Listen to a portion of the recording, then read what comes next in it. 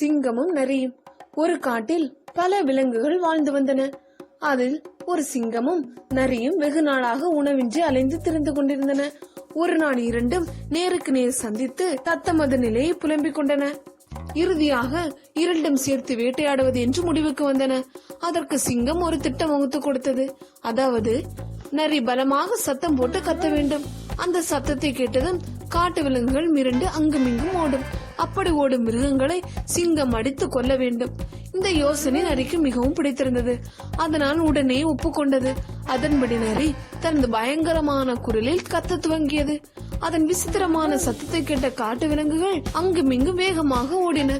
அந்த சமயத்தில் சிங்கம் நின்றிருந்த பக்கம் வந்த விலங்குகளை எல்லாம் சிங்கம் வேட்டையாடி கொன்றது. ஒரு கட்டத்தில் நரி கத்துவதை நிறுத்திவிட்டு சிங்கத்தின் பக்கம் வந்தது. அங்கு வந்ததும் நரிக்கு ஏகப்பட்ட சந்தோஷம். ஏனெனில் நிறைய மிருகங்கள் அங்கு இறந்து கிடந்தன. அதை பார்த்ததும் நரி தான் அகோரமாக கத்தியதால் தான் இந்த மிருகங்கள் இறந்து விட்டன என்று கர்வம் கொண்டது. சிங்கத்தின் அருகில் வந்து, என்னுடைய வேலையை பற்றி என்ன நினைக்கிறாய்?